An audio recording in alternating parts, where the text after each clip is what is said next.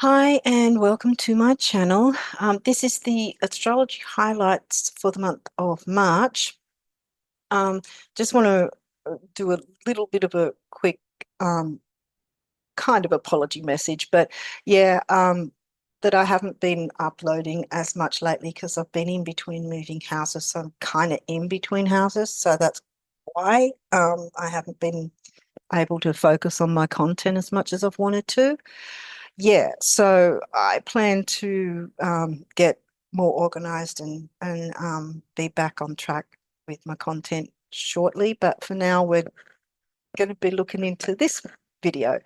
Um, yeah, so I apologize. I've been a bit sort of lacking lately. I just wanted to mention that. Okay, so we're looking at March's astrology highlights, and yeah, I've missed the eclipse that happened a couple of days back. Um, yeah, that was in the later part of Leo. But yeah, so that was quite intense, I have to say, as well. It's been a lot going on, as well as having the retrograde running as well, the Mercury retrograde, that is. So yeah, it's been. I'm guessing others would have felt this intense energy going on because people that have been around me have been noticing that too. Um, yeah, whether or not people are into astrology, they're sort of picking up on these intense energies going on at the moment. So yeah, so on the left here, if you haven't watched these already, we've got the tropical system, which has the neat 30-degree sections because they go by what they call the seasonal um, system. And on the right here is Topocentric True Sidereal, which goes by the actual placements as you'd see them through a telescope, the astrological placements. And it also takes into account the actual size of each constellation rather than chopping them in neat 30-degree sections. Yeah. So I show the tropical for those who, might follow the tropical um, system, how you can see the difference between the two. But I do focus on True Sidereal because that's what I follow. Um, I did, I used to follow tropical until I learned about True Sidereal, and then it made more sense to me because that's what the telescope sees. Um, yeah, anyway, I think I've said enough about that. So let's get into it. Now, we're looking at Mars and Mercury squaring the moon. So over here, tropical is saying it's in Sag. I'm not going to talk about the houses because the houses are going to be different with different locations, and so will the ascendants. See how, and because it's a different system, tropical is saying the ascendant's in Leo, and oh, they're both actually in Leo, but it's different degrees. Sorry, my mind was just for a second. But yeah, there's different degrees. So I was looking at South Node, different degrees, 7 here and 22 there. So you will see a difference. I drew that terribly. I always do this. I'm not good at drawing. If I was an artist, I'd be an artist. But if that makes sense. But I can't I can't be an artist. I'm not good at that. Um, yeah, so we've got Mercury and Mars. So here we've got Mars and Mercury retrograde. So we're already with the frustrations of the retrograde. And then we've got Mars, which is very aggressive, wanting to take action. Um, I don't think I said it already, but I will be focusing on true sidereal because that's what the sky, if you look in the telescope, shows. Um, and what I follow. That's yeah. So but I try to still show you in the same way how where it is on the chart. Just sorry. Yeah, really not good.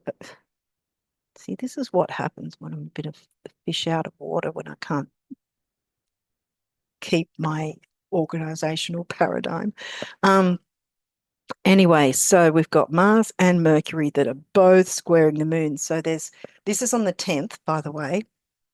Um, and so here the moon's in Scorpio. So there's this um, deep, intense feelings. There might be,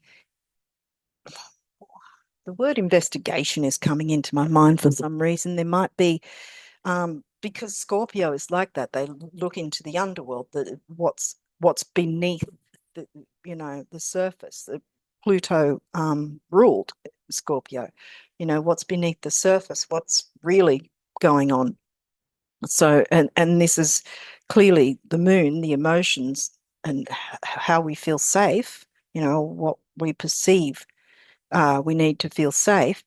And then we've got Mercury retrograde. So this is a need to maybe retrace steps, look at different ways that we're doing things, or different ways we're interacting, or different people we're interacting with, and whether or not that's a good thing for us, because we've also got Mars. Thankfully, Mars isn't retrograde, but Mercury is, and they're both squaring the moon. So this is going to be a an intense time. I would guess, because there's the communication planet, and then the aggressive taking action, me kind of thing.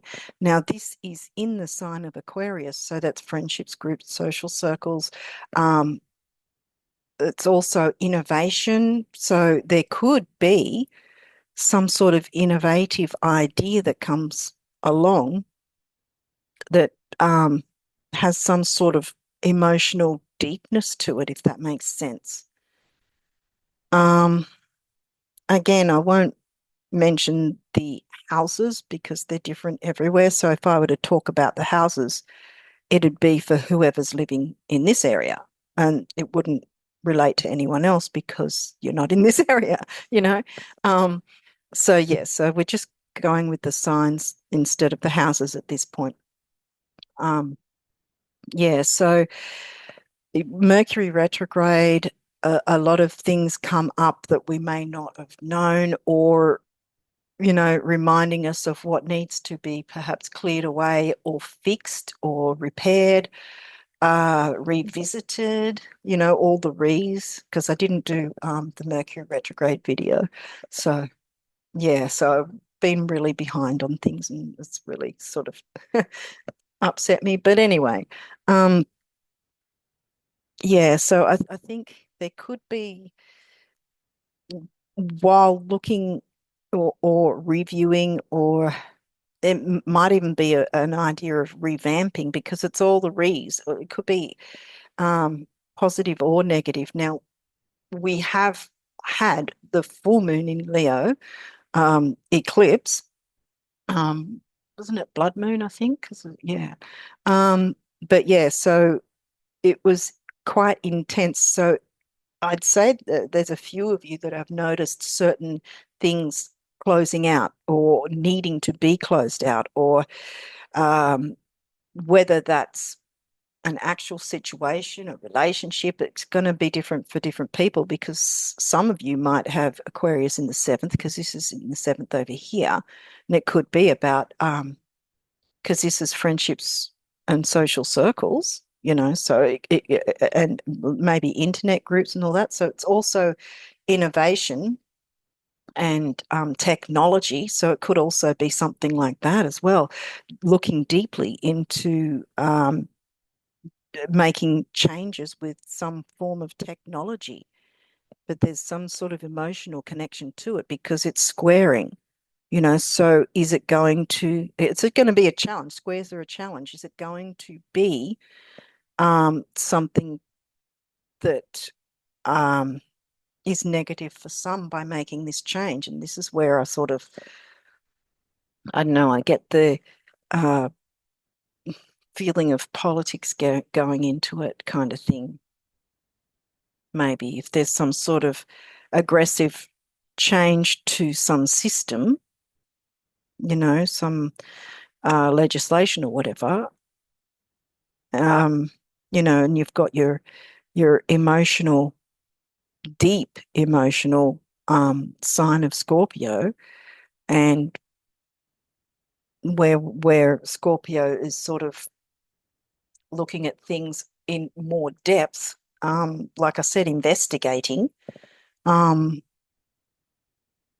yeah, so hopefully, even though it's a square, it's a challenge that will work out if it's done with the right intentions, because we've got Pluto here who's trining Aquarius. See, and we're talking about the Aquarius sign, and there's the ruler of Aquarius, and this is also in the financial Taurus sign, Aquarius and Taurus, um, which can also be about, your self-worth sort of thing, which again, deep emotions. Uh, see, that's sort of giving me Chiron, but Chiron's not really connected, so it's probably not as deep as that. But there's still a measure of investigating, looking into it, because we've also got that slight opposition here. So we're working with that as well as the squares with the moon. So it might be hard not to get emotional about a certain situation or idea. Um, Maybe there's some sort of idea that someone's wanting to bring out, like being aggressive about it, where it can sort of be innovative, because it's looking into innovative and clear up something that might have been a bit, emotionally draining, for instance, because Pluto is trining. So we're not going to have that, or necessarily have that sort of, how do you put, because Pluto wants to just clear out the gunk. But here Pluto's trining the ruler of Aquarius, Uranus. So that's a good thing. And then there's the sextiles as well. So that's easy energy. So the only difficulty is, like, as I've mentioned in other videos, see how the line's not really that red, but it is still there. So it's not the main difficulty, if that makes sense. So there is an opposition, but I'd say balancing emotions with wanting to be innovative, because Pluto is actually trining Uranus. So the idea of innovating, because Pluto has two sides, I guess you'd say, to it, which one is about clearing out the gunk, and the other is, you know, rising from it, you know, and with Uranus being innovative, and both Mercury and Mars taking action to be innovative about um, repairing, redoing, revamping something to do with well, innovation, friendships, groups, social circles, communities, that sort of thing. Um, yeah, so hopefully that's made some sense. Not really sure what else I can add to that, but I'm kind of on a bit of a time thing, because like I said, I'm in between houses and I'm not on my own. So I've been given a bit of time to do my own thing, and that's a good thing, because, like, yeah. Um, so I'm sort of, I don't want to rush through it, but I sort of don't want to take too long like I often do. Um, yeah, so anyway, I'm just really happy that I can get back into this and do something anyway. Um, so I think I'll leave this chart here and go on to the next one. Hopefully I've set them up all right, because everything's different at the moment. So far it looks all right. Yeah, okay. Because I don't know if one's going to be 14th and one might be the 20th, and I'll just like, oh no, it's not organized. Yeah, because of the Virgo in me just wants things to be, work right and whatever. So yeah, enough about me. Anyway, so we're back here again with tropical. So Chiron square the moon. So again, we've got emotional moon. Now on the 14th is moving through Capricorn. Oh, sorry, that's a tropical. So by the 14th, it'll be moving through Sag. And Chiron over here, tropical saying in is in Aries, so we'll line that up. Really, look, by this time, if you guys aren't aware of my terrible drawing and you can't handle it, I don't know what else I can tell you. But yeah, so I'm not good at drawing. I want to do that without hiding it so you can see, okay, there's the aspect. Now there is I'll just, I've noted that one. So I think it's, yeah, Venus. Okay, so Neptune is also squaring Venus. All right, but I've taken notice of this one first, so I might just see how we go with this. So hopefully that's a terrible line. Okay, let's go again. Um, sorry for the tropical viewers. There you go. That's close enough. Sorry about that.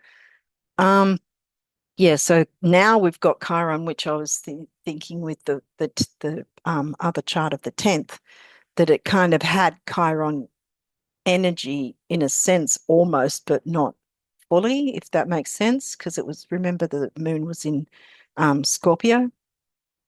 So now we've moved to the moon in Sag. So emotions around freedom, travel, study, higher learning, philosophy, religion, organized religion, belief systems. So all the Sagittarian things.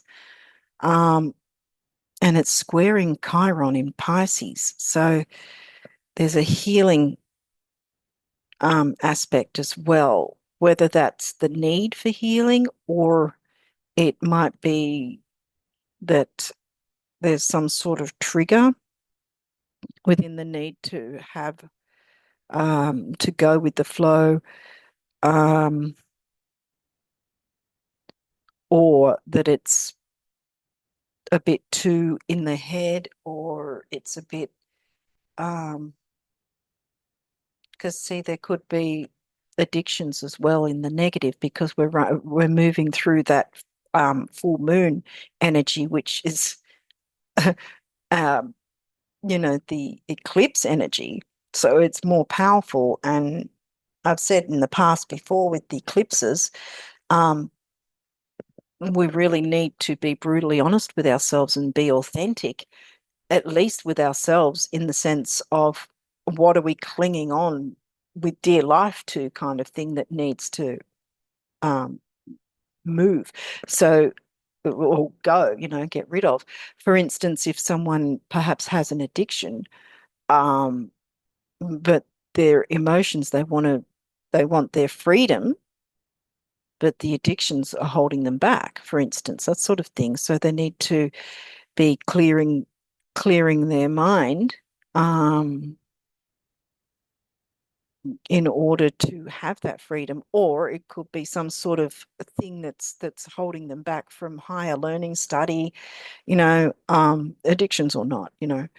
These are just examples of what might be the case. And Jupiter also, I don't know, maybe I didn't put it in because sometimes when I put things in, it doesn't fully show up the whole thing, like the top, the whatever.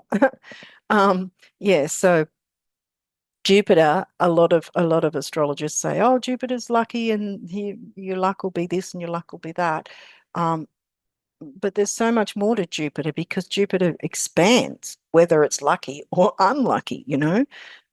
Here it's squaring Venus, and Venus is easygoing, dreamy in Pisces, and Jupiter's squaring it. So it's sort of Jupiter's wanting to communicate, wanting to expand on communication.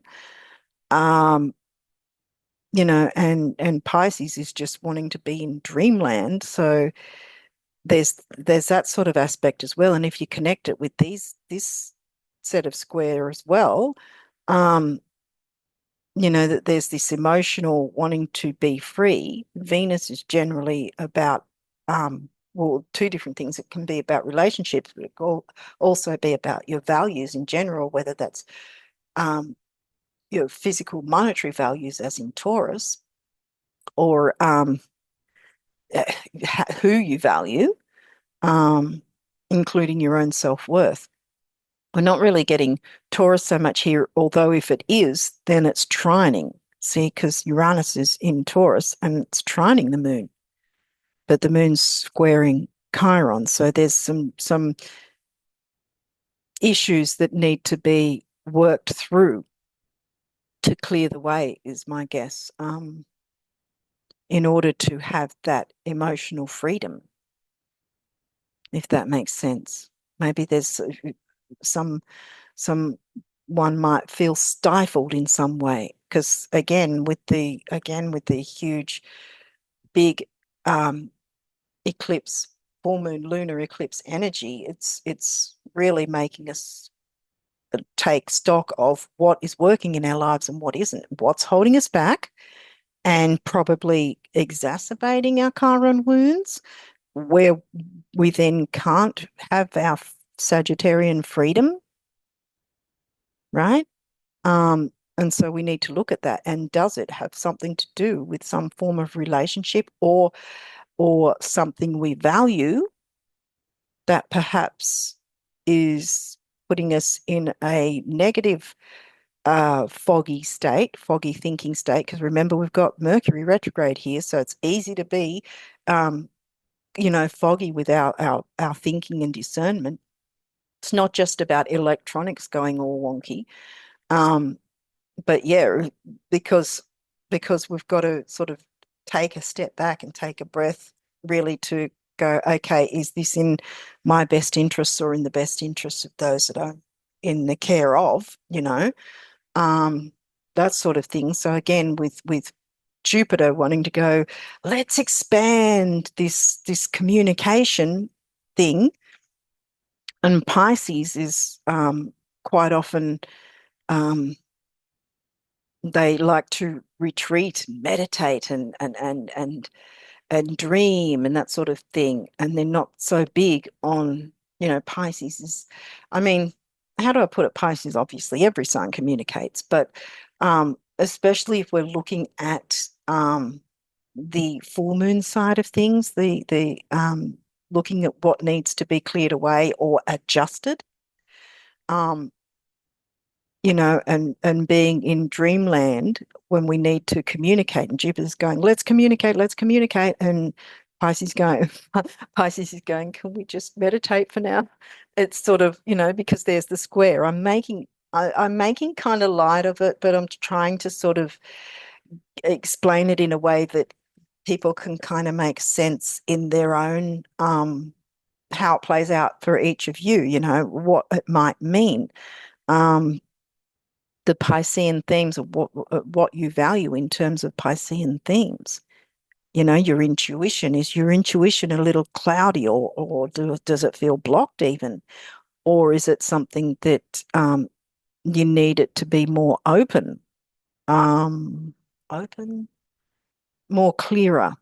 And maybe this might also come into if there's some sort of addiction or something, because Neptune's in there as well, or some issue or even a relationship that's sort of stopping you up somehow, or some situation. Uh, it's going to be different for different people because, like over here, it's in the eighth house. So, shared resources, I'd look into that over here. But it's not going to be in the eighth house for everyone. That's why I say it's going to be confusing if I jump into the houses, because the houses are just for that particular house is happening over here at that time. Oh, okay. Sorry about that. Okay.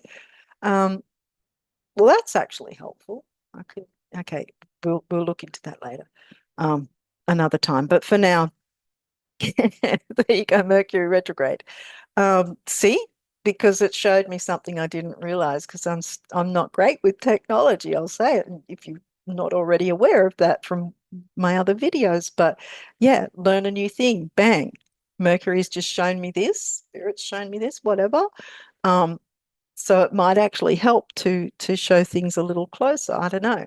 Um, see what I mean? So things can sort of come out of the blue. Because this is another thing. That's why they say with Mercury retrograde, um, that relationships can that you thought you'd dealt with can come back. Exes can come back, ex-friends, whatever, to to deal with, or it's reminding you of how far you've come, that you're not going to put up with all the BS anymore. So this might be a thing too. See, with Mercury retrograde being in Aquarius, what sort of friendships have you been accepting? Venus, see, the fogginess of Pisces, putting the fog over Venus, because, friendships as well, because Venus is all sorts of relationships. So is there some that you've accepted that have been holding something back and not letting you experience your freedom, your emotional freedom? You see how it can come through? Because here Jupiter's going, can we communicate this? The communication planet is going, let's look into how we're communicating. You see what I mean? See where I'm going with this and how it can connect? Because the moon's also trining Uranus and being innovative, even if it's just only personally innovative in how you see your relationships and which ones are working for you and which ones aren't, for instance, or any sort of situation, because this is why we have retrograde to look into, okay, so what's working, what's not working, what do we perhaps need to be courageous and step away from, which is kind of what I've been going through at the moment, being courageous and moving away from certain things that I it's taken a while for me to accept that. Um, yeah.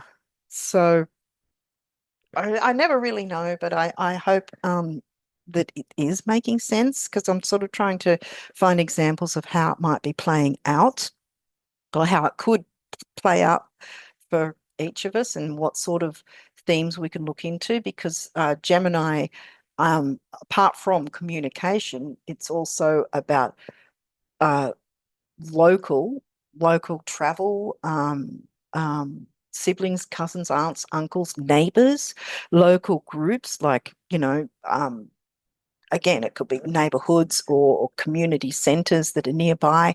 Whereas if it was Sagittarius, it's wider world, like expansive, wider world, because Jupiter is Sag's ruler. But here, Jupiter wants to expand the Gemini themes. So, again, for some, it may be about communication with a sibling, cousins, aunts, uncles, or even neighbors, or some sort of local communities, because this is what's expanding. Jupiter wants to expand for better or worse. This is what I was saying. It's not necessarily good luck, because if Jupiter's wanting to expand, uh, say if you're trying to move away from some negative circumstance that is Gemini themed, here Jupiter's expanding it. Obviously, it's going to be a square, isn't it, to what your values are, and trying not to be head in the clouds about it, as Pisces would be. And again, I say I'm not dissing Pisces. I'm just saying we've got the influence of um of the full moon.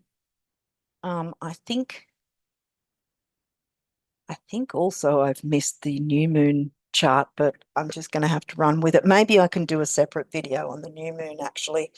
I just realized because it's Mercury retrograde. This stuff will happen. I've got a feeling I did not include the new moon. I think, when's the new moon? 19th or something? Ooh. So yeah. So as you can see, this is sort of I've been sort of all over the place, but I'm doing my best to try and keep track of things. And yeah, I've been missing being able to do content on my channel because I've just been all over the place, back and forward, just sort of not knowing where I left my head last, that sort of thing, you know. So, which, because in other videos of where I've explained about the eclipses, you don't just feel the effects of the eclipse for a few days prior to and after. This can be at least up to 3 months or more that we feel it coming on, and then after as well, because there's a pre-shadow, then there's the eclipse phase, and then there's the post-shadow, just like a retrograde. So, so that's probably where I've been hit with this full moon eclipse for a while now. So it's like, oh damn. But yeah, anyway,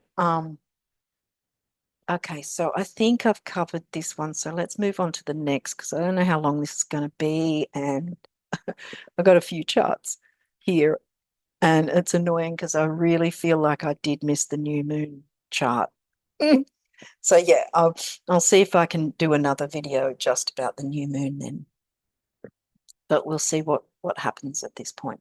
So again, we have Uranus square moon because we've mentioned about Jupiter squaring Venus because that's kind of ongoing. So I did tap into that before. So again, we've got more moon activity, moon squaring something yet again, and here we go with Uranus now, the moon squaring Uranus. So the moon's quite active, but not in the way we want it to be. But this is where, oh, sorry guys, I just cannot draw very well. I'm not going to pretend I can. Okay, so we're going with the moon squaring Uranus. Uranus is in Taurus, moon is in Cap. Huh. Now this one's interesting because Taurus can be about money, finances, what we value, having a breakthrough, innovation, sudden changes. So also in Taurus over here, actually, later degrees, early degrees. See the difference? It's different degrees. But over here, they're saying moon in Aquarius where it's moon in Capricorn. And Pluto's also in Capricorn. Yeah, I'm getting a kind of political vibe with this. There's some sort of change, sudden change, innovation, but innovation for the sake of it isn't always, how do I put it? Because sometimes innovation isn't on the right side of things, and other times it is, you know. But yeah, I'm getting the the Capricorn vibes with the Taurus. So some sort of financial situation. I think there may be some sort of upheaval with finances in some sense. Um, well, Venus ruled Taurus, but values self-worth, sort of the money. That's the physical, generally, the physical, the earthy, what we value.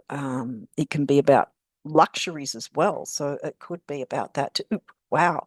It could be that. It could be something like, for instance, because it's a square and it's Capricorn, say it was something political, it could be spotlight coming on certain political people uh being a bit frivolous with finances and it coming out, um, because there's, the sudden upheaval kind of thing.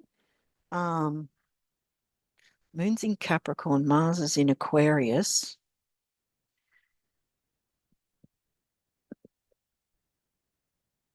Mm, not sure if it'll. Well, I mean, it may come out, but I think that we'd be looking at the Mars sort of aspect as well if that was the case. Yeah, there might be some sort of something innovative, or the government perceive it as innovative, or some sort of technology that comes through, um, something technological to do with finances, you know. Now, again, it doesn't have to be government. It could be because the moon is in Capricorn, so there's the emotional sense of control, being the need to be in control of something or someone. Because that's another thing with Capricorn, and we're still looking at the full moon um, energies, what needs to be adjusted or cleared away. So there may be an emotional side to either feeling oppressed and controlled in some sense, and see how it's squaring, because Uranus doesn't want to be controlled, Aquarius doesn't want to be controlled. Um, and we're still um, with Mercury retrograde in Aquarius and Mars. So, but they're not really negatively aspecting, which is probably a good thing, because it might sort of be fiery otherwise, which is what I was initially picking up on. And we've still got, like I was talking about, the expansion of Jupiter with Gemini themes, squaring Venus. So again, with the what we value, the things we value, or who we value, because it could be relationships, it could be, because this is also where I think it's more about, at this point, more about what we value. It could be including self-worth, because that's the Taurus thing, and Venus is Taurus's ruler as well as Libra there. Um, but yeah, I think it's about, or it could be also an emotional need to have control where perhaps you haven't felt control in some sense, in some situation that is that is important to you in some way, and clearing the fog, with Neptune and Pisces, um, and having some sort of innovative view of your values, or your own self-worth, or your finances in some way. Again, this is where Mercury can help us, and Mercury's trining Jupiter. So there's that measure of expansion and growth, and Mercury is the ruling planet of Gemini, and um, Jupiter wants to expand Gemini. So that's actually, see how it's trining. So it's actually helping, it's helping with communicating perhaps your idea of, because this might be a healthy thing, because we're using Mercury retrograde, we're looking back on things, and maybe gaining control in a healthy way is what both the eclipse and Mercury retrograde are trying to get us to do, coming back to center. It can be as simple as, I guess, what I've been talking about with the upheaval that's been going on with me for the last few months, and trying to gain some equilibrium, trying to gain some sort of footing, well, some it might be footing, but trying to gain some balance in life, in situations, and whether that's financial, or what we value, that kind of thing. Um, so it could be about that. Again, I can't gauge whether this is making sense to people unless you comment. Please comment.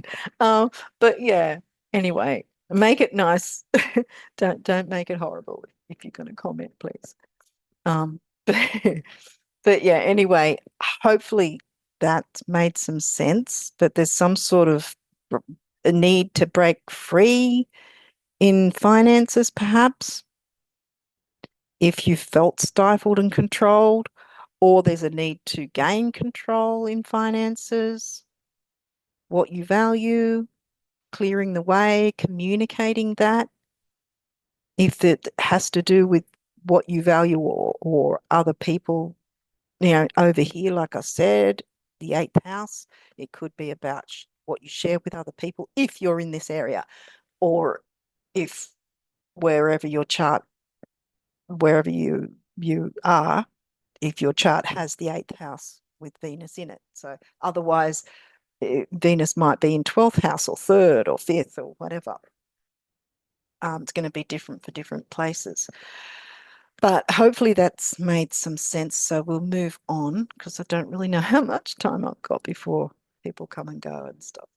But yeah, so we'll move on to the next chart. How far? We've got a few to go. Yeah, I don't know if I'm waffling on a little too much. I hope I'm not. But anyway, let's just keep going. Okay, Jupiter square Moon and Venus, because we already knew Jupiter was squaring Venus, but now we've got the Moon again. So the Moon's busy squaring a whole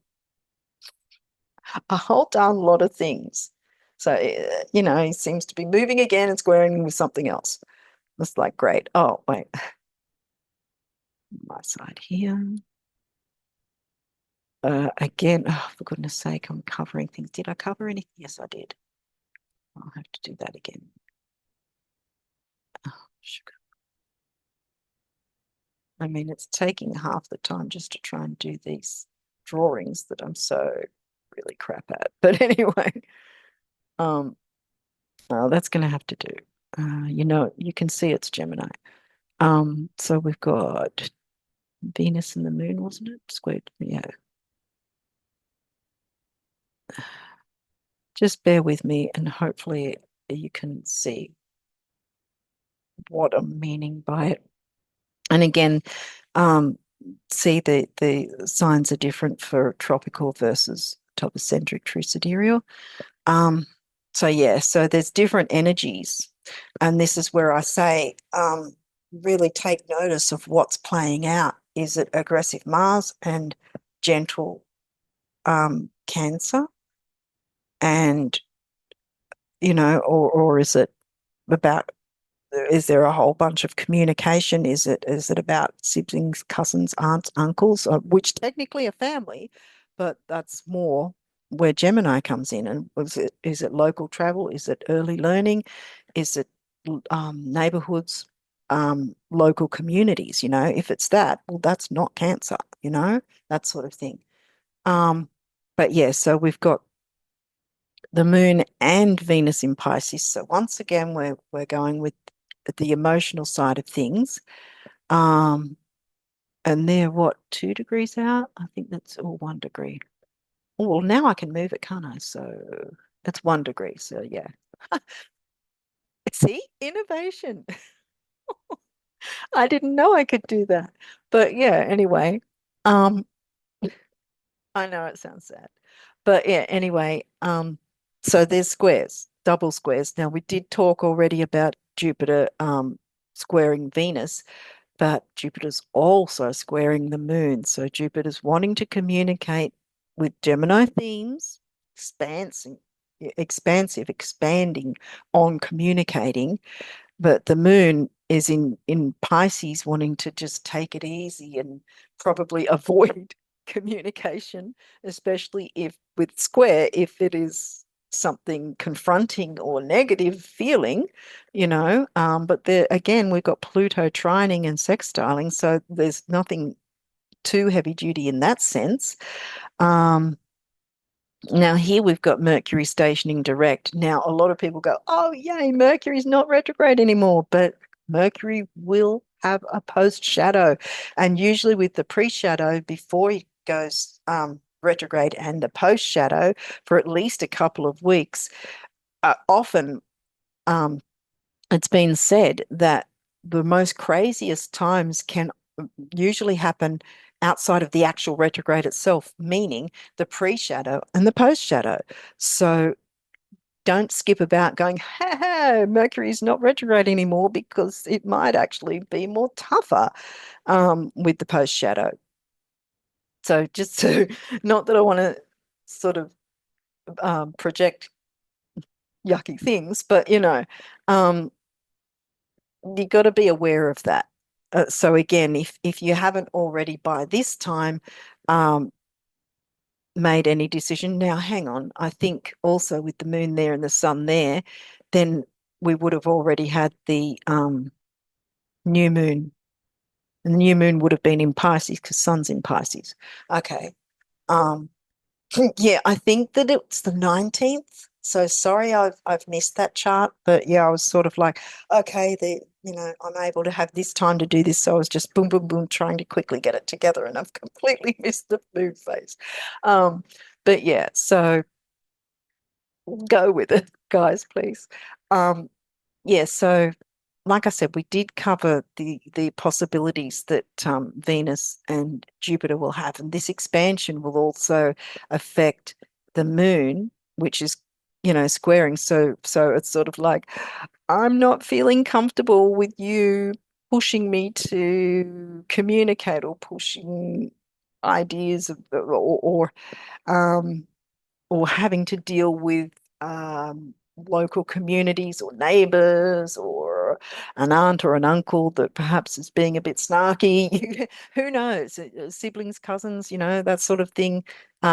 Or not wanting to take short trips. Oh, I really don't want to have to do this, or I'm not really feeling comfortable about doing this. And, because it's the moon. The moon wants to feel safe, or the moon, our moon wants us to feel safe. I'm not exactly sure if I'm explaining this, but the moon is how we do or don't feel safe. And this is squaring Jupiter, so we're not really feeling safe about, and safe is in a general term, because it's, whether it's actual safety or whether it's just sort of emotionally not feeling safe to expand on communication. And Jupiter's going, expand, expand, bigger, bigger, bigger. And Pisces is going, wait, I can't deal with this kind of, you know what I mean?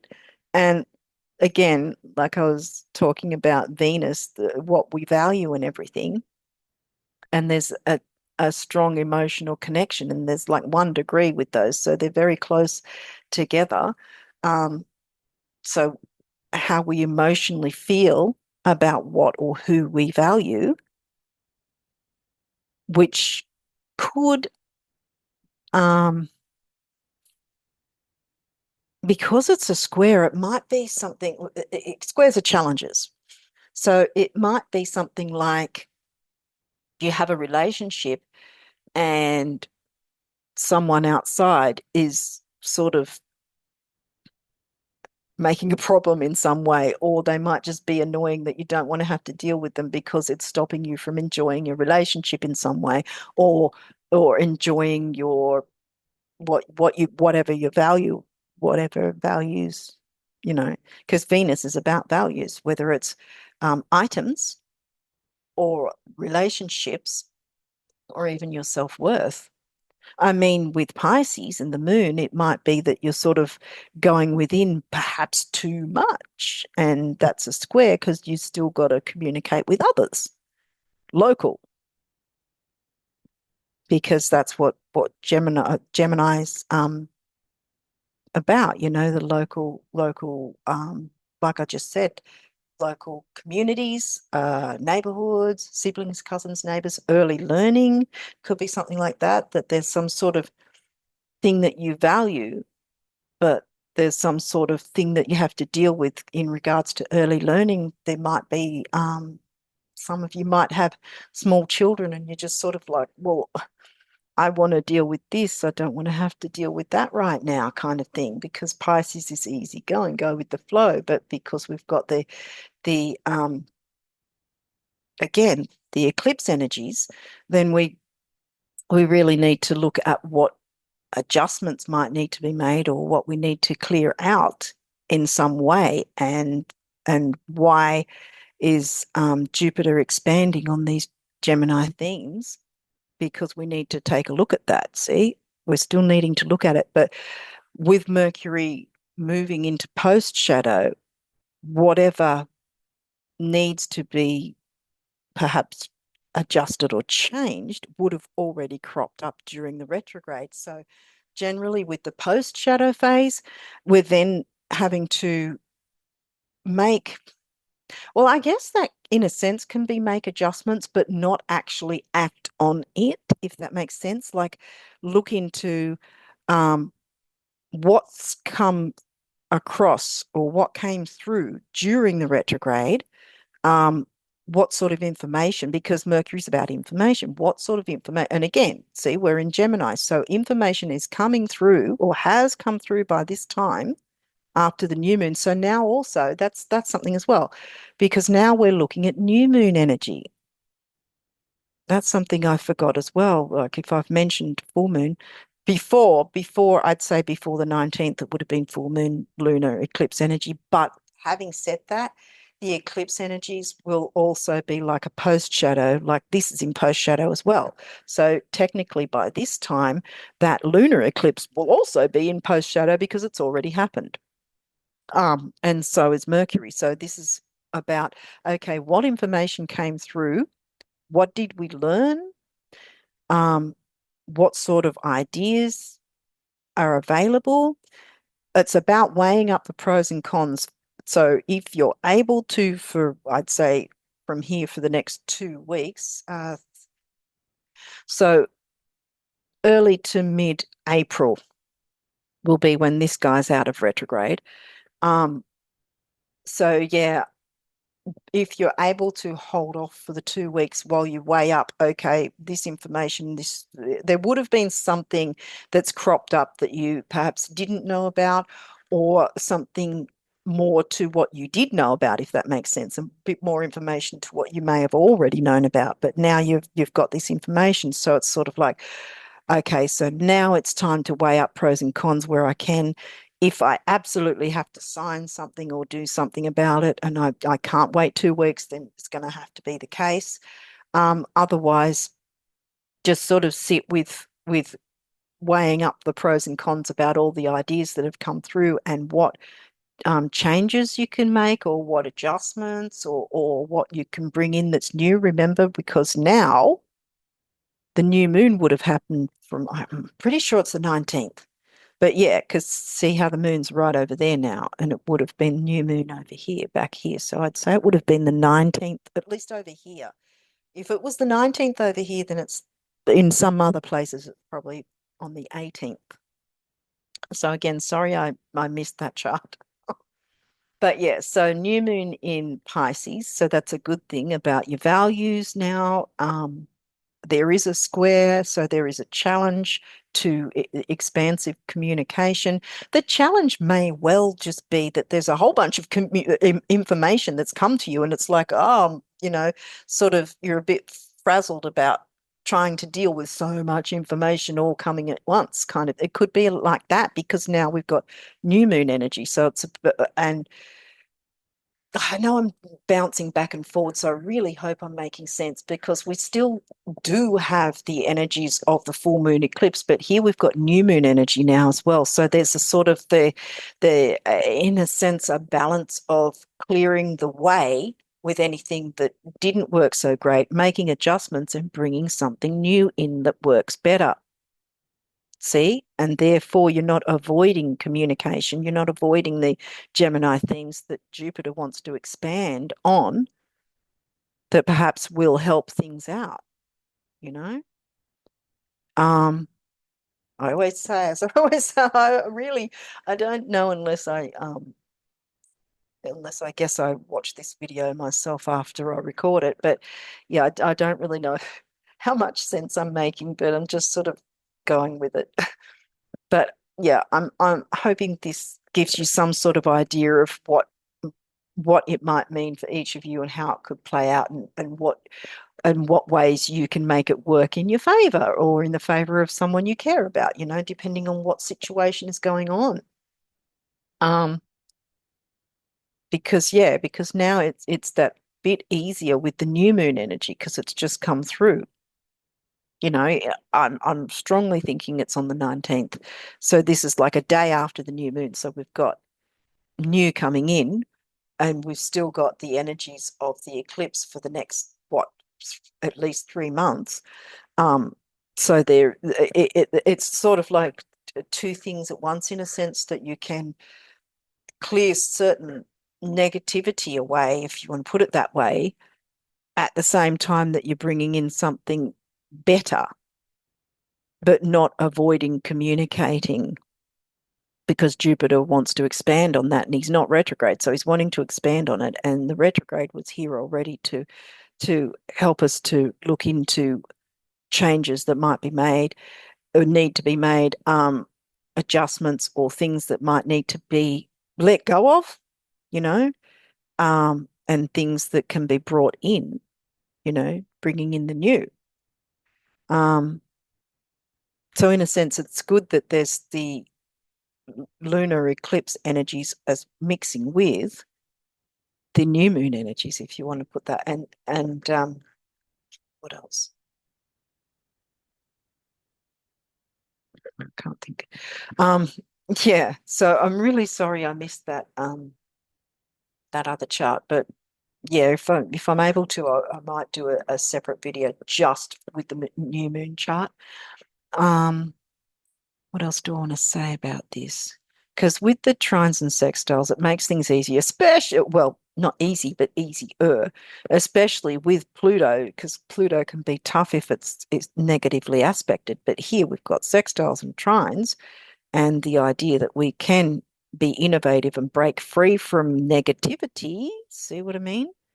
Because the new moon energy is wanting the new to come in a healthy way,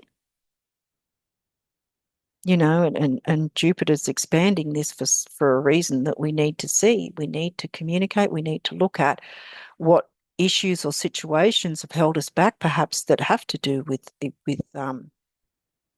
Gemini, or at least look into it in that sense prior to the 19th or 20th.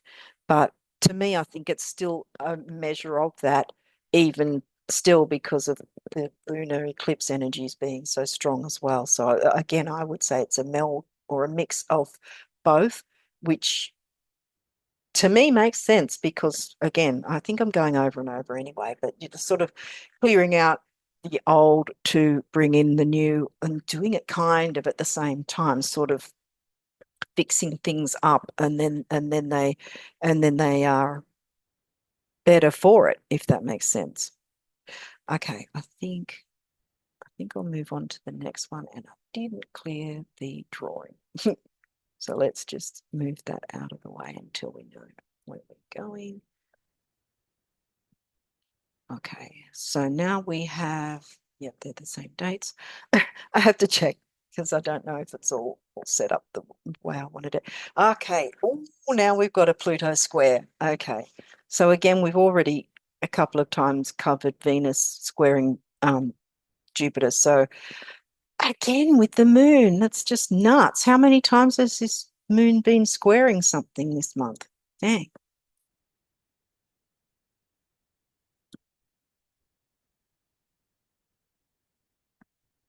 Okay. Um, so now the moon's squaring Pluto. Okay. So, moon is in the late degrees of Pisces. Thank goodness I have to say that, because Aries would be tougher. Um, so again, Pluto's in Capricorn, so the need to look at, well, it could be two things here, but I'm just thinking with the moon is emotional, but at the same time, doesn't necessarily mean it's a negative situation. Because Pluto might be more about, because we've already passed the new moon energies. This is where I'm coming from here, that it might be about making change. Because see, we've got Uranus again still trining Pluto, so there might be some sort of sudden change. And like I've said earlier, there's the two sides of Pluto, and one is getting rid of the gunk, and the other is rising from it after, the phoenix rising, that symbolism, that's stereotype symbolism, whatever. but yeah, so there's the challenge with how we emotionally feel about it. But where I'm coming from here is that there could be the idea of sudden innovative change that is like a phoenix rising energy, right? So we've got Capricorn, Saturnian Capricorn, and the ambition, career ambition sort of energy. And then we've got the money, finances, what we value, and including our self-worth. So it's more about, technically, it's this one is more about self. This money house is more about self, where the or money sign, sorry, whereas Scorpio's about shared resources. I think I didn't tap into that with the Scorpio moon earlier, but anyway, again, sort of look into it to see how it plays out for you guys. But yeah, so with this, it's, again, it's giving me maybe a financial side of, and often, whether we want to admit it or not, often we equate our self-worth to how our finances are going, you know. A lot of us do that. And if we've got a lot of money, you know, then great. I mean, there are rich people that are depressed. So you know, but what I'm saying is a lot of people who don't have a lot of money sort of, you know, they might equate how much money they have with their self-worth, if that makes sense. Here we've got the new moon energies though, and it is also trining Pluto. So I think it's more about making some sort of innovative change which helps us to rise from the ashes, even to become ambitious, right? Following me here? I hope so. So getting ambitious about what we value, because here we've got more sextiles and stuff going on. Um, and then the square, because squares aren't always negative, right? But it's a challenge. So jumping into that challenge can be, I want to say liberating. There's another word I'm trying to find. But you know, the phoenix rising, the rising from the ashes, the perhaps change in circumstances in a good way. Remember, we're still in new moon phase now. Well, the phase itself will be dissipating within the couple of days, I'd say. But in any case, for the whole 2 weeks until the next full moon, it's still going to be new moon energy, even though it's going to be passing through different signs and that sort of thing. Anyway, so each fortnight will have either new moon or full moon sort of energy to it. It's just that it's stronger around the few days when it actually happens. And as I said, with an eclipse, it's stronger for a longer time than just a few days when it happens.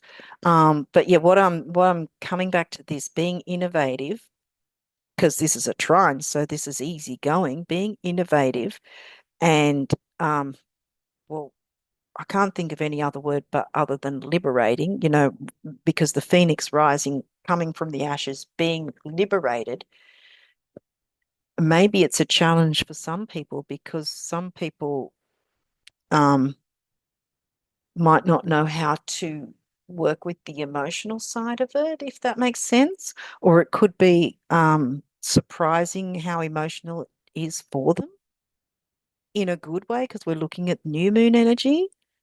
So it might be emotional to finally feel like you're in control in a good way because, you know, you're breaking free from something financial, some sort of financial restriction or something, or it might, if it's not financial for some of you, it might be, you know, something that you're able to gain some self-worth by having more control or more power with your ambitions, like having hmm, because I mean we just passed through um Sag before with the moon. So I'm wondering if there's, because I'm thinking about freedom, but Jupiter's over there and Sag isn't really, yeah, no. Okay. But yeah, I think there's some sort of feeling of allowing ourselves to be ambitious and having a bit more control in some sense, but not in an unhealthy way because this is new moon. So if it would have been full moon energy, it'd be controlling. See the difference? But this is where we may have it by in some way, some sort of innovative thing, or us ourselves being innovative in some way, is like coming out of the ashes and being able to be more ambitious or having the confidence. This might be it too. Having the confidence to be more ambitious will sort of be surprisingly emotional, and the challenge might be to be able to be okay with that, to be able to accept, because sometimes we can surprise ourselves if we get emotional about something that we didn't expect to get emotional about, if that makes sense. I don't feel that this is negative. I think it's just because some people, not everyone is comfortable with, you know, being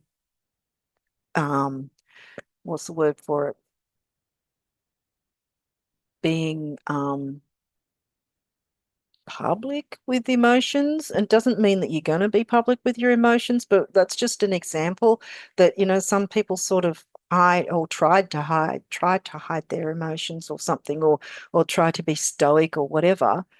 Um, I think this is a good thing, because it's very close to Chiron as well. Well, yeah. Well, it's conjunct Chiron, let's put it that way. Um, yeah, I think that it's going to be something like that, that there's going to be some opportunity um, to be able to be innovative with some sort of Taurian theme. It could be luxuries as well, being ambitious and um, whether it's career or not. It could be about career. It could be just being ambitious about a certain thing, or a certain situation in some way. And it might even be cathartic with the emotional side of things. Because Pisces is, the moon is right at the tail end of Pisces here. So there's this sort of, um, because it's not that far from Chiron. So I'm getting a kind of healing aspect, even though it's not in Virgo. But I'm getting a kind of healing aspect, even though it's sort of, I think it's 5 degrees away or something. It's still conjunct anyway. Um, yeah, I think it's probably going to be cathartic that some of you might surprise yourselves by stepping up, taking a bit of a lead in a healthy way, you know, being innovative about what you value, or whether that's luxuries or what you value or your self-worth, or sort of mixed in, or whatever you're valuing, the thing you're valuing that probably is somehow linked with your self-worth, because we've got Phoenix rising here. And I think that it's going to be very cathartic because you're going to surprise yourself and go, wow, I think, I think this is, for some of you, it might be, how do I put it? There might be a big change of some sort in your favor. And just sort of the idea, like I was saying before, with Mercury retrograde, with all the things that go on, and the past coming back and having to deal with it. I think it might be something like, having had dealt with it during the retrograde, that you're now seeing you have more power where perhaps you were giving your power away. And now you're seeing how far you've come. See what I mean? Because it's not that far from Chiron. So there's a measure of healing, even though Pisces in and of itself is not technically about healing, whereas Virgo is. But Chiron is also about healing, and the need to heal, and the wounds that are needing to heal. We're always needing to work on healing our wounds. Oh, here you go again. Well, Yeah, see how it I just knocked it and it focused on Chiron.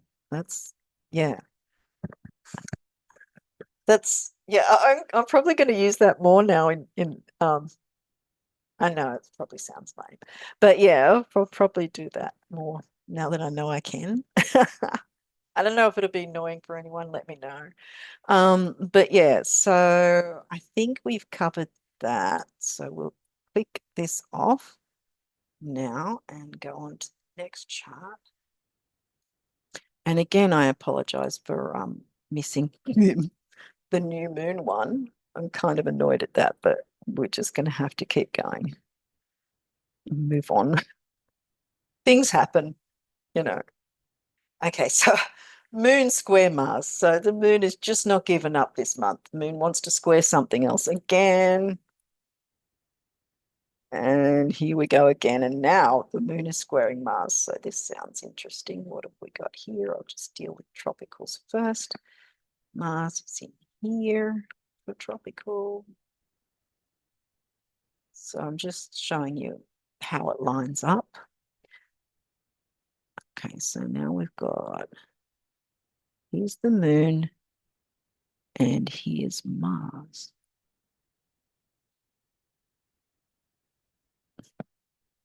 Okay. Oh, I don't know why I needed to do that. But anyway. So now the moon is in Taurus. We were talking about Taurus themes just before about physical items. This can be food, gourmet food, that sort of thing, luxuries, what we value, items we value, um, including our self-worth, though it is as well. The Taurus sign is including self-worth with physical values, whereas Scorpio is shared resources. So this is more what we value on our own, but this is what we're the money we're dealing with others, sort of or the resources we share with others, whereas these resources are ours, kind of, if that makes sense.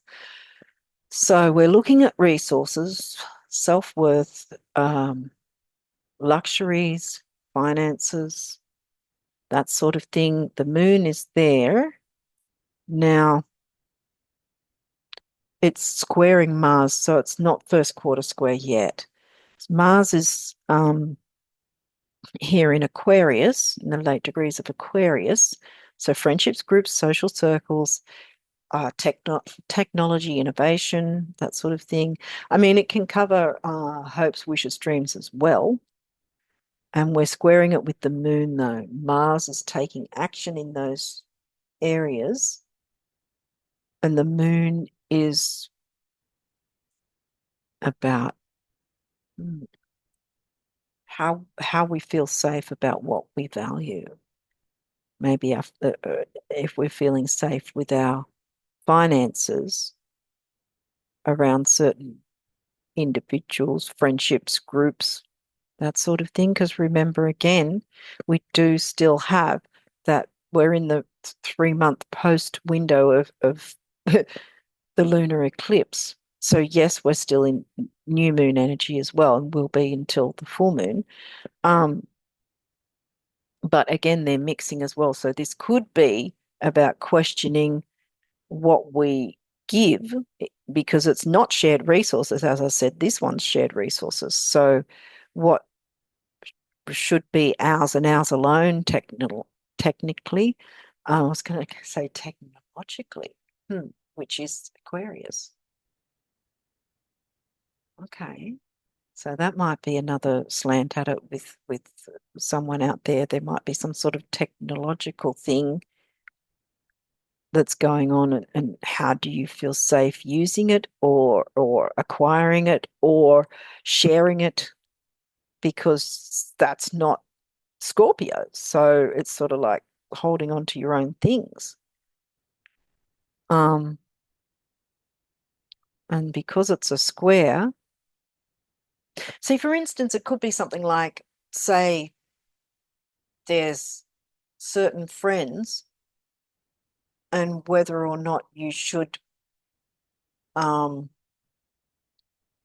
be shouting them certain things financially, paying their way, and whether you shouldn't, that sort of, I don't know. I don't know that everyone does things like that, but it could be like that where we've still got the lunar eclipse energy to show, well, is this really what should happen, or should you pull back a bit and look at your own finances um, to see how that's working for you?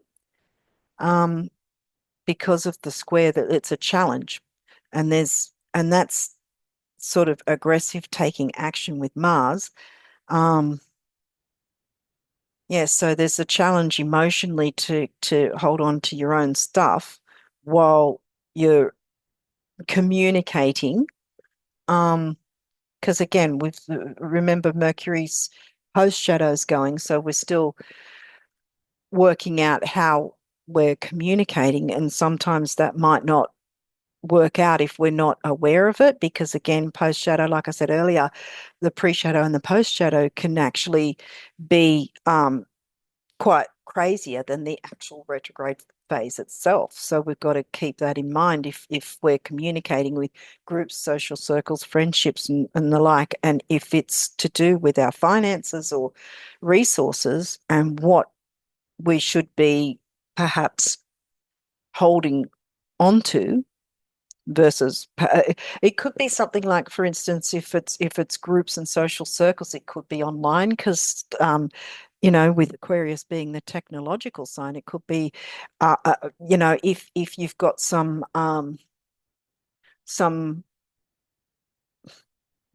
different channels or whatever that you support, that you might be paying a certain amount to, and are you able to really afford that sort of thing? Who are you supporting, and can it be enough perhaps to support with just, I don't know, likes and things like that? If you're paying a certain amount, and you're perhaps paying more than you can afford, that sort of thing. It could be something like that you can have a look at that, because again, like I said, we're mixing the new moon energy with the lunar eclipse that just happened, because that's still lingering. So we're sort of trying to mix the two in a sense. If that, again, as I said earlier, the removing certain things that are perhaps an obstacle for us, or making adjustments, changes, things that are going to work out better for us, because that's where the new moon energy comes in, bringing in the new, and especially now that the moon's moving into Taurus by then. Um, so I think that might be the case, where how much should we be supporting groups and social circles and things online, if there's sort of what are they called, memberships and things, that I'm not going against those. I'm just saying it might be something like that, where there might be a whole bunch of different memberships. Are you actually making use of them? And if you're not really getting what you're paying for, and that's no shade on whoever you're supporting. It's just like, if you're not involving yourself with it, if you're not interacting with it, but you're paying for it, you're not getting what you pay for. It's no issue with the creator themselves, or for some of you, it might be if the creator's not really um, giving what you're wanting. Sort of, there's so many of them that you can move to someone else.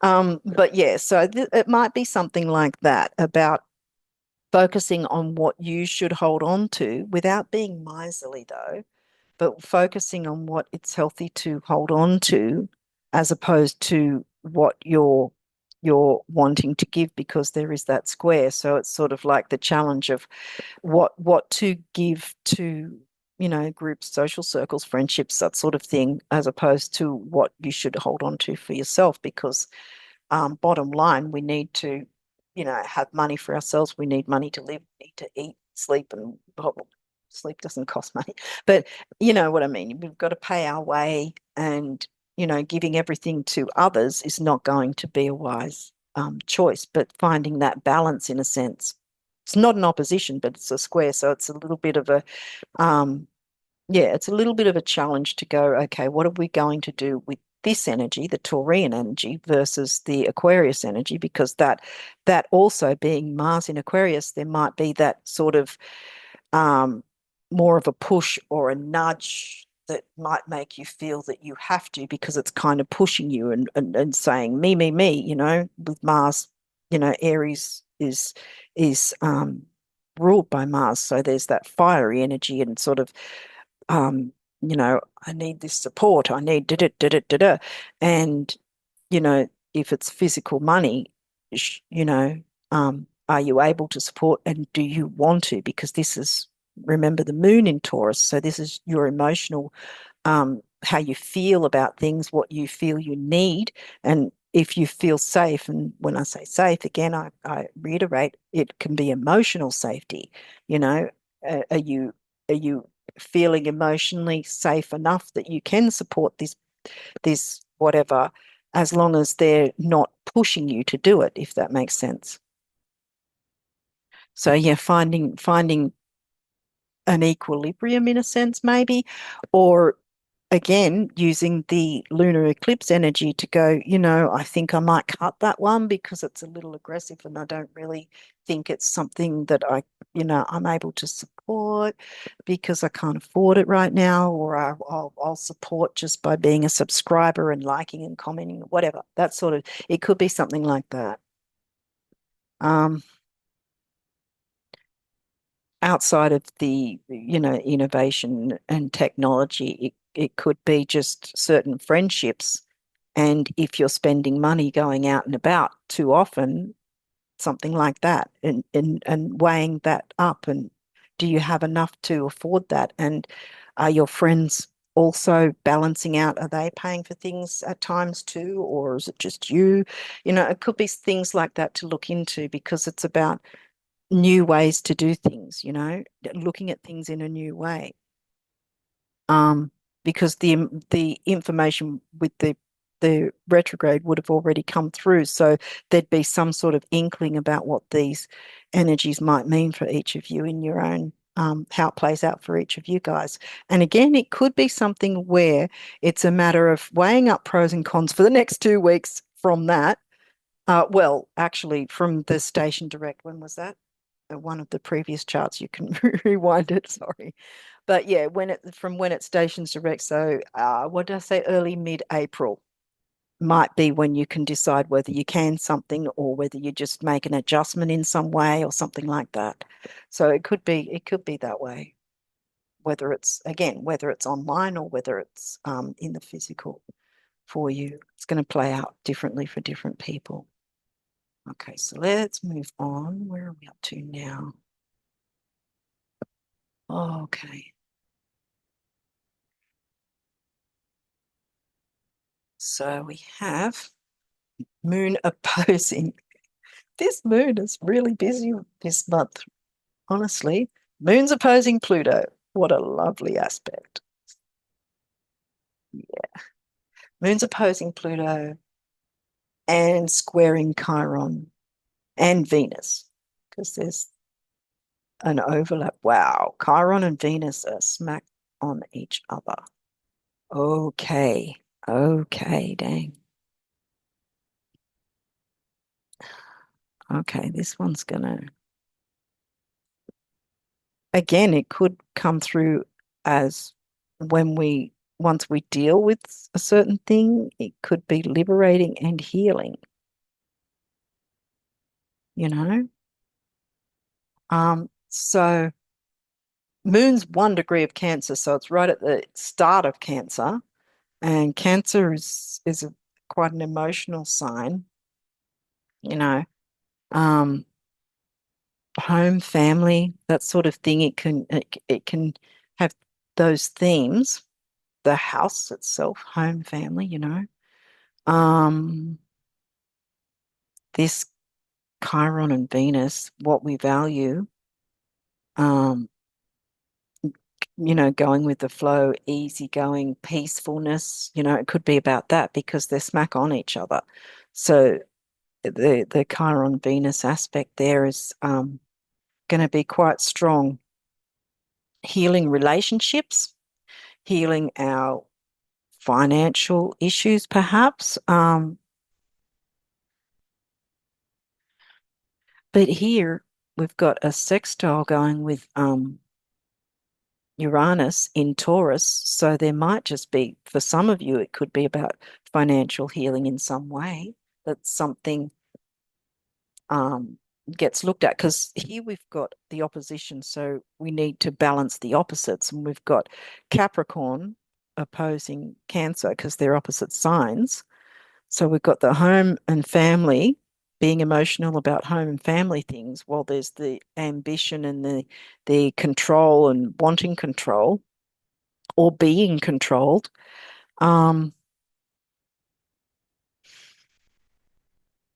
But we're still, even though I think by then we would have passed the square. Yeah, I think by then the first quarter square is done. Um, so we're still, though, as I've said before, there's still new moon aspect to it. But this time it's in Cancer. So how we emotionally feel about Cancerian themes, home, family, and as I said, it could be the actual house, a house structure or housing in some way, or wanting housing. Actually, yeah, right. Um, just sort of made a mental note of myself at the moment. Yeah. So that was quite funny how that came through. But yeah, yeah, I can't not see this because they're smack on each other. So there's definitely some, whether it's about luxuries, because Venus rules both Libra and Taurus. So it could be, you know, wanting luxuries, or experiencing more luxurious lifestyle, wanting to experience a more luxurious lifestyle, getting emotional, because there's a square to that. Um, or it could be what values are being a bit shrouded or clouded, and getting emotional about that and needing the clarity. Because we've got Pluto opposing the moon, so it could still be about clearing some sort of um, oppressive energy, or controlling energy. Or it could be that being a little emotional about these Cancerian themes and trying to balance, having some sort of ambition or control in our lives in some way. There's some sort of, there's definitely something needing to be healed, but it could also be something getting healed in a big way, because again, we're coming through new moon type energy. So it could be something like that is emotional surrounding the home and family themes. And like I said, whether or not that actually might be uh, where you reside, your house, or who you consider family, home and family, um, safety, because the moon rules Cancer, so it's in its ruling sign. Um, so which is probably even stronger because it's right at 1 degree, so it's right at the early degrees of Cancer. So there's um, an emotional side of things, and again, we can come at it from the viewpoint of the other side of Pluto, where we're clearing things away. Thank you, lunar eclipse. We're clearing things away. Then there's the phoenix rising coming out of the ashes, obviously, about what we're emotional about.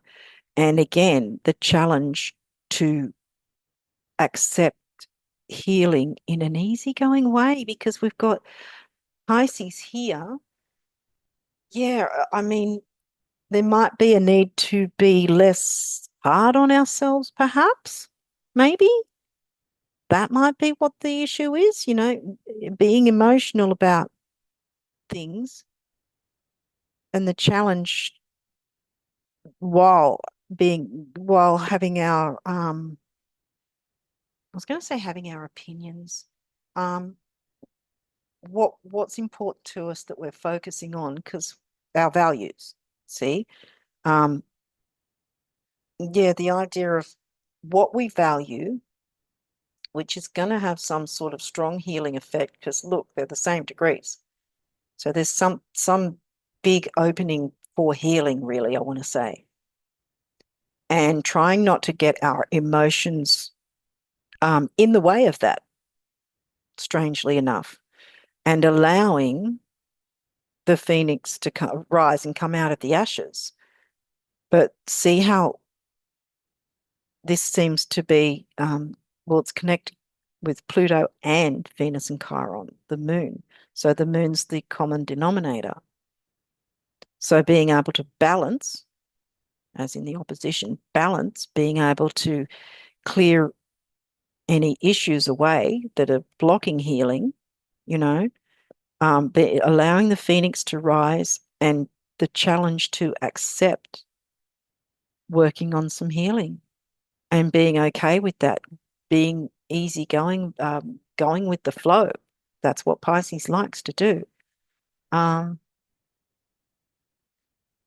yeah, because I'm not really getting so much of oppression so much. If there is oppression, I think it's more personalized, like inner oppression, because this is Chiron, inner wounds, what you need to heal. So there might be inner oppression that you've got to, you might need to balance your emotions about so you can be open to going with the flow to really experience some, important healing work and being, Phoenix rising from it.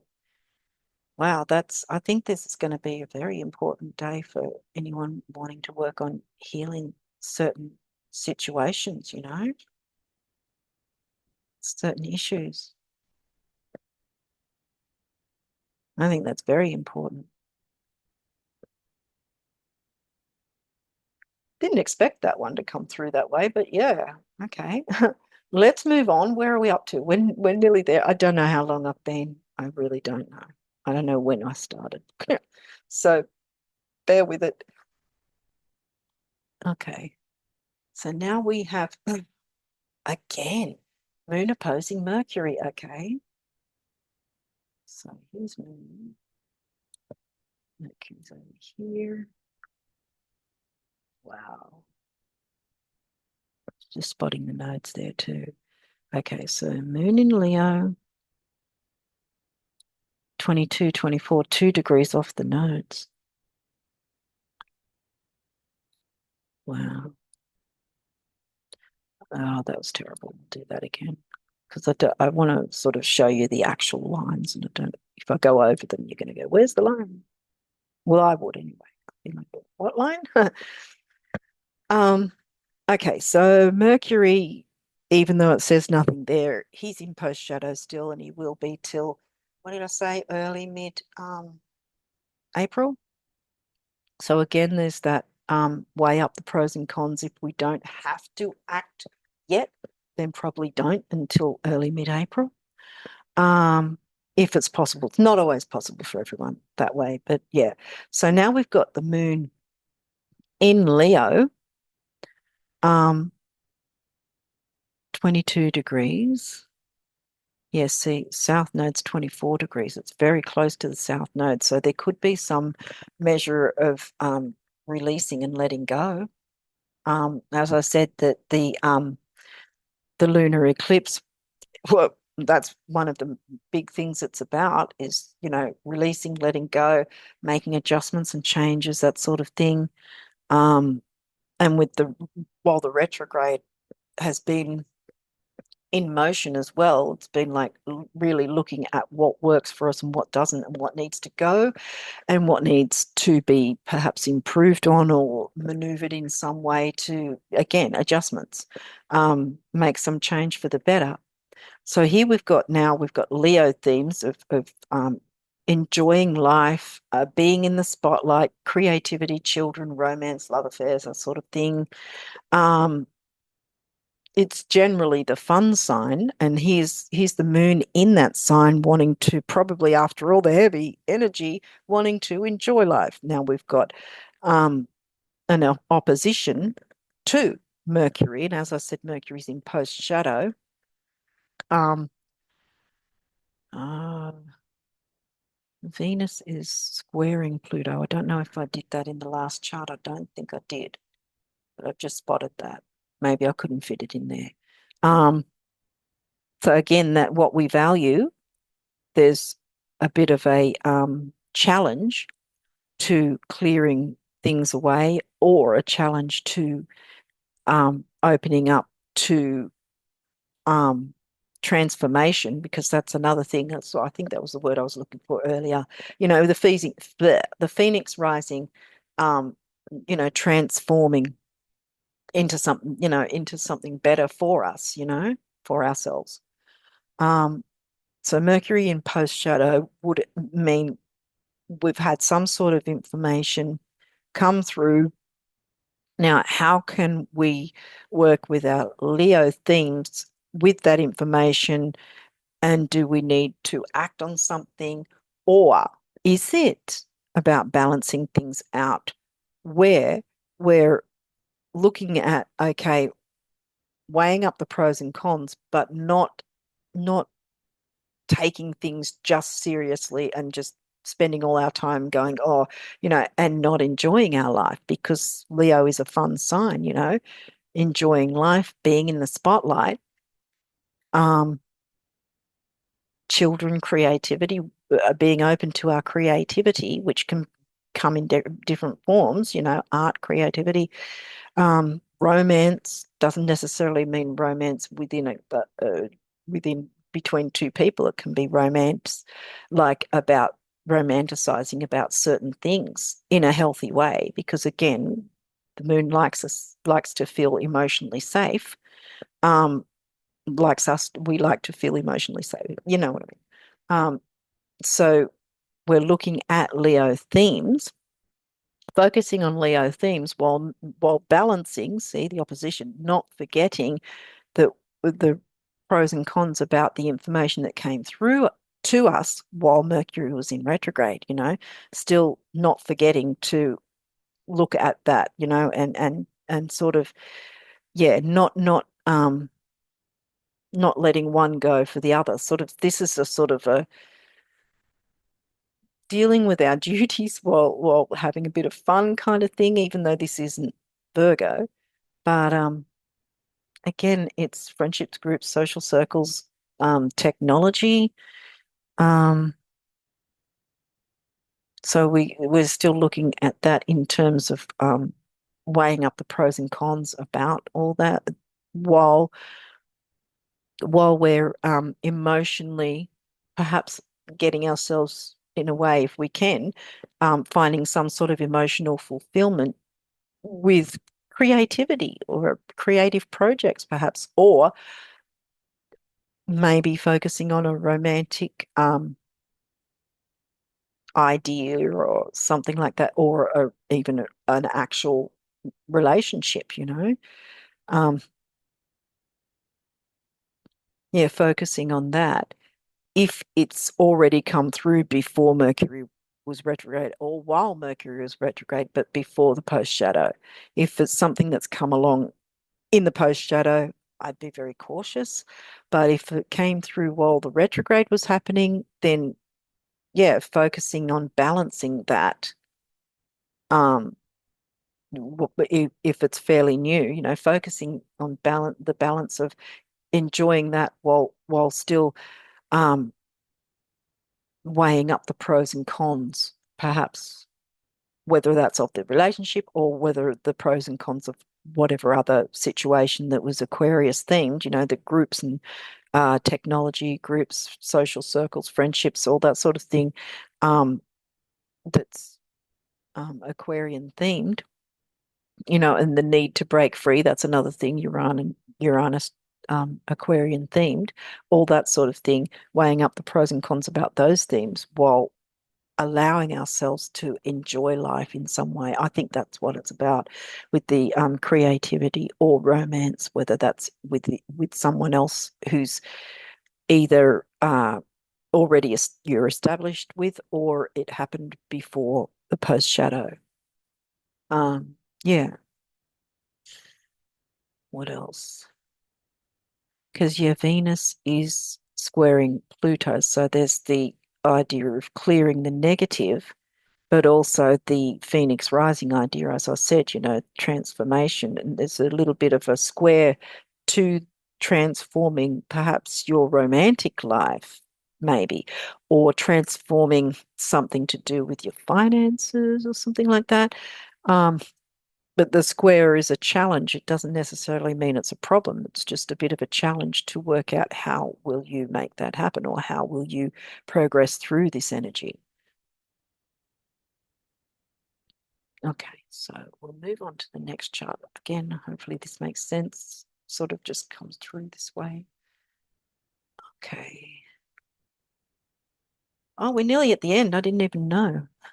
And again, I'm sorry I didn't get the actual new moon chart, but if I can, I'll do. I think I've said it like 50 times, so sorry about that. But anyway, uh, moon opposing Mars. So this moon just doesn't want to make friends with any of them at the moment. Not in this month, it seems. These energies are here for us to work through, though.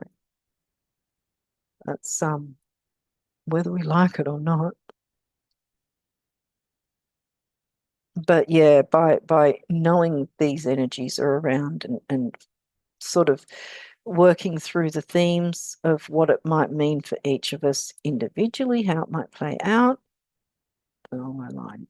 Terrible, terrible, terrible. Oh, for goodness sake, I'm going to do that again because it was rubbish. Absolute. I know where I was trying to go, but anyway, go from there. Oh, still terrible. Whatever. Okay, now this is obviously the last one. There's the 31st is the furthest we can go in any month. There's no 32 number in any month. So yeah, so we're finally getting there. Okay, so now we've got Moon in the tail end of Leo, right smack on the end of Leo. So it could have a little bit of Virgo energy because of where it's like tail end of Leo, but it's still in Leo, so it's mainly going to have the Leo energy. Over here in tropical, it's saying Virgo. So I mean, again, see what plays out. If there's a mix of Leo and Virgo, that might also be the case because it's right at the tail end of Leo. So yeah. So let's see here. We've got the opposition, Moon opposing Mars. So gentle Moon opposing aggressive Mars. Aggressive Mars is in the early degrees of Pisces.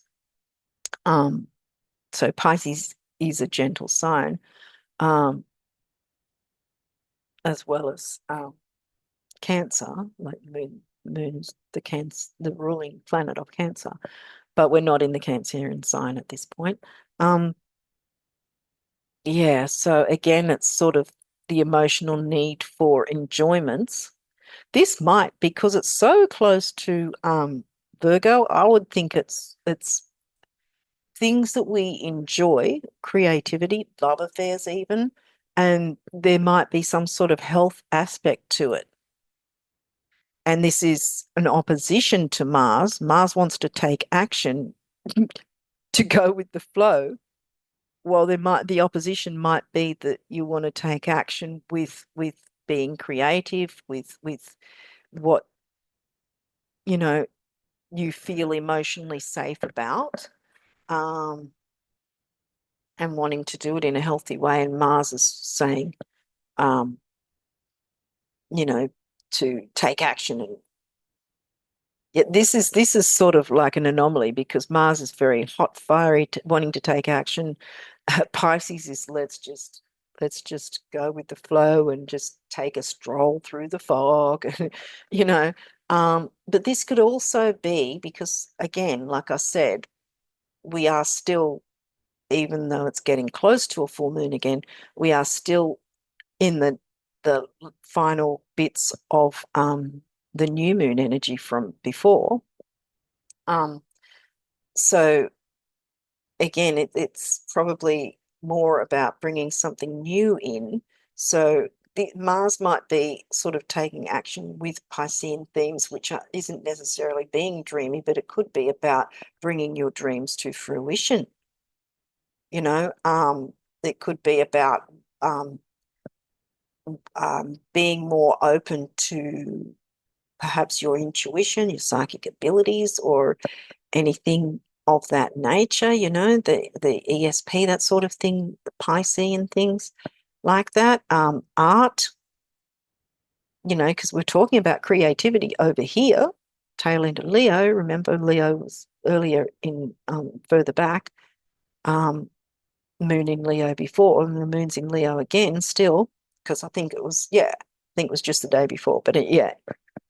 So um, the idea of being creative and finding that balance with taking action to perhaps include our intuition with our creativity, if that makes sense.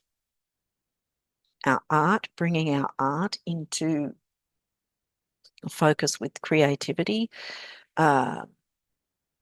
maybe some sort of artistic project that, well, as children, creativity, romance, love affairs, the romance, it could be with a partner, doing some sort of art project with a partner and balancing the opposites in that sense.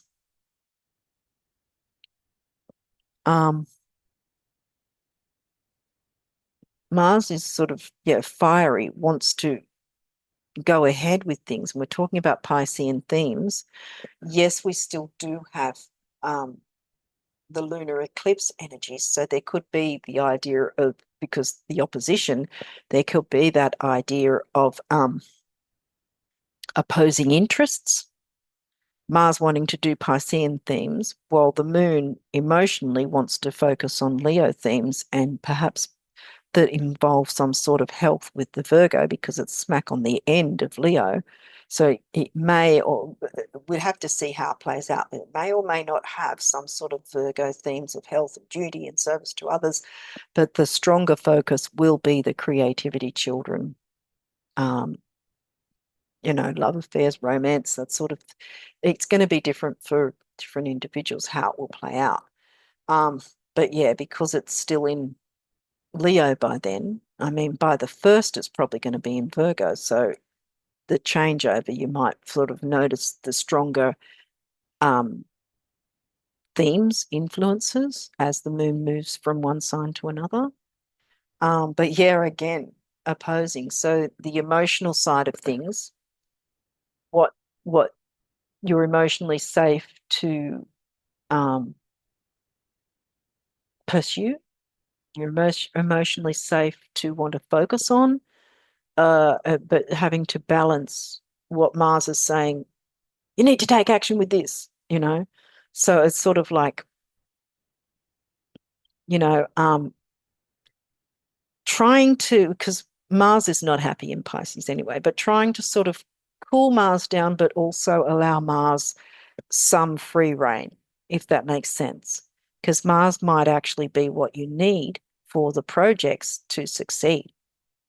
See what I mean? So there's that opposition and balancing that, because what you value is also Piscean theme. Mars and Venus are both in Pisces.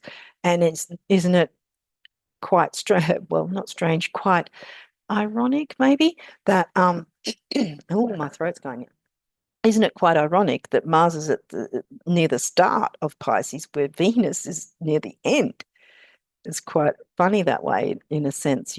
But because they're both still in Pisces, because see, Venus is not opposing, squaring Pluto. So again, with the taking on the challenge to transform some sort of, I think there's some sort of transformative energy, because remember, even though Venus has passed Chiron, there's still that Chiron healing energy going on, I think, in my view. So we've looked at the healing from before, which was, I think, was that the 27th chart? Yeah, I think it was.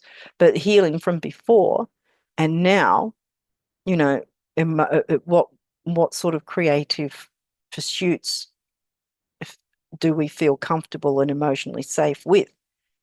And what can we take action on with the view of Piscean themes that you know, what is um what is valuable to us, not necessarily financial, but what is valuable to us, whether it's relationships, remember love affairs, and romance, or even children, having a healthy relationship with your child or whatever. Yeah, and what and who you value, or whether it is finances, because see, that's again, we've still got a trine going with Uranus in Taurus, the finances. And of course, again, um, it helps with Pluto in Capricorn because it's a trine, so it's a good thing. So with them trining, it's just taking on that challenge to break free with something that is important to us. And there might still be those energies of healing in some sense, and taking on that challenge, not being afraid of that challenge, and taking action with, Pisces themes, or it might even be taking action with trusting our intuition more, or working with our intuition more, or working with some sort of art project. Here we go again, see? Creativity. So it can all sort of work in our favor to connect the dots, if you want to call it that. So it might be about um, being being open to doing some sort of creative project, or being whether it's focusing on a relationship, or whether it's focusing on some sort of artistic. I think there's some sort of art involved in some way, and whether that's about helping, out with children. For some, it might be some sort of art class or something for children, maybe even taking action to what your intuition is telling you and guiding you to move towards, to get that creative project done. And then, the coming out of the ashes, and with, working with what is important to you, what you value, you know, and rising from the ashes. So I think, again, it's transformative, because here we go with Chiron, something healing for yourself and maybe others as well. Um, I think that that's it for now. I think I'll leave it there. And again, I really hope this has helped you guys, and helped give you some sort of idea of what might play out for each of you. Again, it plays out different for different people, but my idea is to try and give some sort of information, possibilities of how things might play out, so that then you can work out for yourself what might be the case, and how you can work with these energies and be ready for them ahead of time. Really, that's the point that I kind of want to do these for, because I love looking into it this way, because I think I find it more useful, I guess, in my view anyway. So hopefully this has helped, and let me know what you guys think, and maybe even what might have been playing out for you guys at different dates, if you want to talk about that. Yeah, or what you feel might be the case, what you're seeing on the charts. Yeah, let me know what you think. And I'm going to leave it here. Again, I don't know how long I've been, but anyway, I'm going to leave it here, and wish you guys all the best of luck with the rest of this month and onwards. And until next time, bye for now.